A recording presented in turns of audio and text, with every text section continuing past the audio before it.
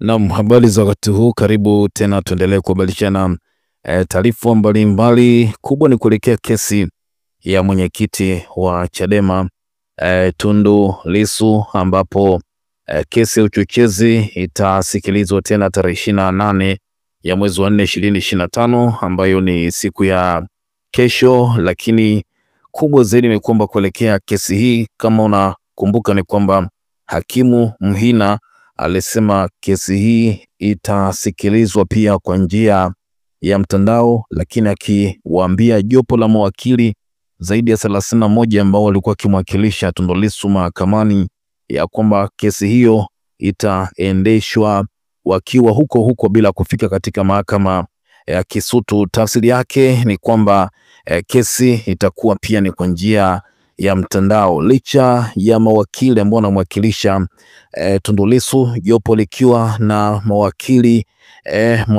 wabobezi, lakini pia mawakili masinia. Kuna wakili Peter Kibatala, wakili Nshala Lugemeleza, Jebla Kambole, lakini pia Jeremia Mtobesia, pamoja na mawakili wengine wengi ambao wamejitokeza kwa lengo la kuhakikisha kwamba Tundu Lissu anaachiliwa huru.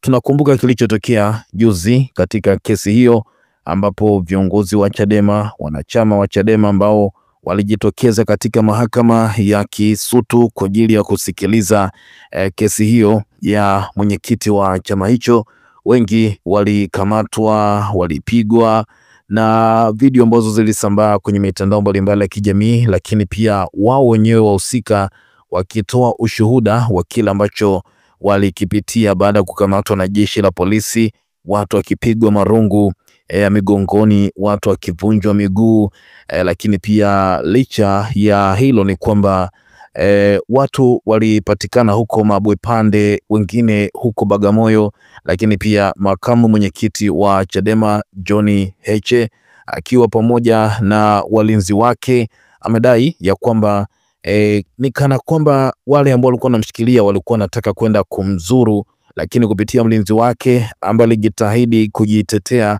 na kushika usukani, wakiwa wanapelekwa maeneo ambayo walikuwa hawaelewi ni wapi na kiza kilikuwa kinaingia, lakini Heche akawaambia wale walinzi wake ya kwamba hapa wanasubiri kiza kiingie wakatumalize huko. Kwa hiyo aliposhika usukani, gari kaenda ikasimama baada ya vuta ni kuvute, na wakafanikiwa kutoka salama, na mlinzi akaruka kwenye gari na kuanza kupiga kelele kwamba wanakwenda kumuua makamu mwenyekiti. Watu wakaanza kusogea kwenye gari, ndipo polisi wakaamua kurudisha gari katika kituo cha polisi. Sasa kubwa ni kwamba kuelekea katika kesi kesho, makamu mwenyekiti John Heche bado hajatoka.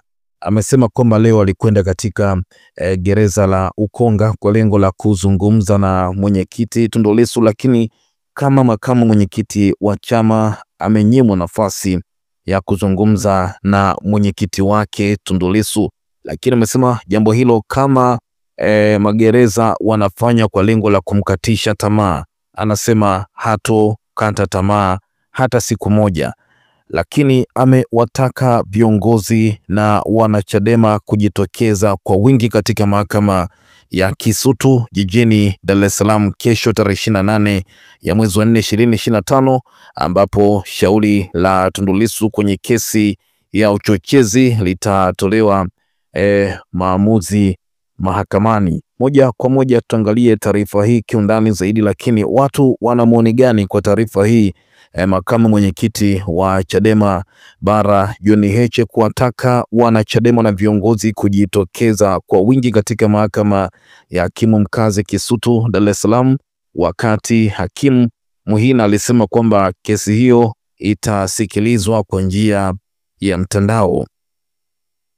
Makamu mwenyekiti wa Chadema Bara John Heche amewataka viongozi na wanachama wa Chadema kujitokeza kwa wingi mahakamani kesho kufuatilia mwenendo wa kesi ya mwenyekiti wa chama hicho Tundu Lissu, huku akiomba mahakama kuendesha kesi hiyo kwenye mahakama ya wazi badala ya kuiendesha kwa njia ya mtandao ambayo ina wanyima fursa wengine kuifuatilia. Akiongea kwenye kongamano la wagombea serikali za mitaa 2024 Ukonga jijini Dar es Salaam leo tarehe 27 ya mwezi wa 4 2025, Heche amesema kesho Jumatatu kesi ya mwenyekiti wetu inaletwa tena kusomwa maamuzi madogo kwenye kesi iliyosikilizwa. Tutaendelea kesho kama tulivyopanga. Wana Chadema wote mjitokeze mahakamani kwa ajili ya kusikiliza kesi ya kiongozi wenu. Mahakamani, hospitali, magereza ni sehemu ambazo hata wale wanaosoma Biblia, neno la Mungu linatusisitiza kwamba malipo waliopo magereza, wagonjwa na walipo mahakamani muwatembelee. Hatuwezi kuzuiliwa kwa sababu hakuna sheria inayowapa mamlaka hayo. Kwenye hilo nimeambiwa kwamba wana mpango wa kuto kumleta mahakamani, kwamba kesi isikilizwe kwa njia ya mtandao. Na kesi jinai, ukisoma sheria yetu ya mwenendo wa makosa jinai kifungu cha 186, unapozungumzia mahakama ya wazi, ni mahakama ambayo mtu yoyote anapaswa kwenda kushuhudia kesi ikiendelea.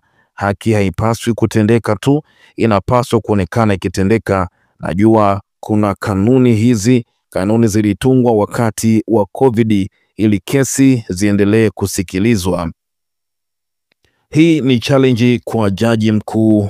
Wewe mtu wa mahakama ndio unakuwa na linki, unaamua nani umtumie, na unayemtumia wewe ndio unamruhusu aingie au asiingie. Hiyo haiwezi kuwa mahakama ya wazi. Tunataka kesi ya kiongozi wetu iende kwenye mahakama ya wazi, dunia ishuhudie, Watanzania washuhudie, kwa sababu kesi ya uhaini ni kubwa, hukumu yake ni kunyongwa. Hamwezi kumfanya Lissu kesi ya uhaini kwa njia za kisilisili za uficho halafu mumhukumu mnavyotaka. Hatutaki hayo mambo. Kwa hiyo kesho tunaenda mahakamani, bado tunajadiliana na Lissu. Ni mwanasheria kule, sijapata nafasi kuongea naye, ningewaambia alichokisema, lakini ninavyomwelewa Lissu sio mtu wa kuogopa kwamba watamtikisa. Aogope. Lissu yupo tayari kupambana. Ni makamu mwenyekiti wa Chadema Bara John Heche akiwataka wanachama kujitokeza kwa wingi mahakamani kwenye kusikilizwa kwa kesi ya mwenyekiti wa chama hicho kesho. Watu wana maoni gani? Huyu wa kwanza anasema CCM imetikisa meza yenye vinywaji vya gharama. Lakini pia mwingine anasema kwamba wananchi wenzangu, kesho twendeni mahakamani. Lakini pia mwingine anasema kwamba no reforms no election, wana Chadema tukutane mahakamani. Mwingine anasema kwamba Chadema kwa maendeleo na mabadiliko ya Tanzania yetu, Mwamba Heche kijana wa Tarime. Lakini pia mwingine anasema kwamba askari wanatumika vibaya, siku chama cha upinzani kikishika dola sijui wataweka wapi sura zao. Lakini pia mwingine anasema kwamba mapema tu nipo Kisutu, tutakuwepo, sio muda wanarudi kujibu, nitakuwepo, kurukaruka kwa maharage ndo kuiva kwake. Na mwingine anasema kwamba subiri kwanza tuone nini kitatokea kesho, inaonekana kile mlichokipata juzi hakijawatosha. Lakini pia mwingine anasema kwamba wewe ndio unayepanga au sisi. Lakini pia mwingine anasema kwamba people no reform no election, tuwakatae wahuni. Lakini pia mwingine anasema kwamba nenda mwenyewe, hatutaki. Na mwingine anasema kwamba Chadema ilipo nipo, no reforms no election 2025. Lakini pia mwingine anasema kwamba nenda mwenyewe, sisi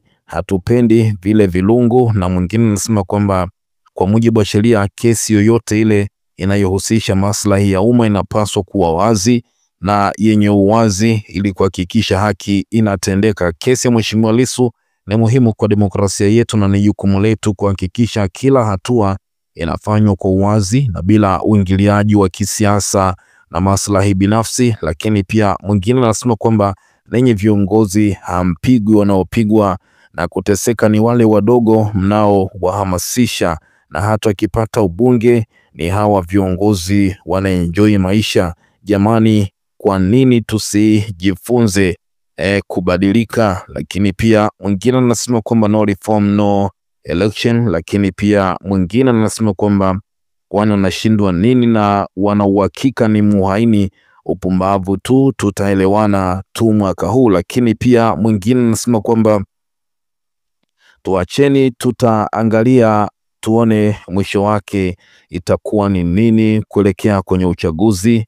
Lakini pia mwingine anasema kwamba tunasubiria kuona nani atajitokeza kwa kipigo kile. Sidhani kama mtapata wadau, mtasalitiwa kama Mbowe alivyosalitiwa alipoitisha maandamano.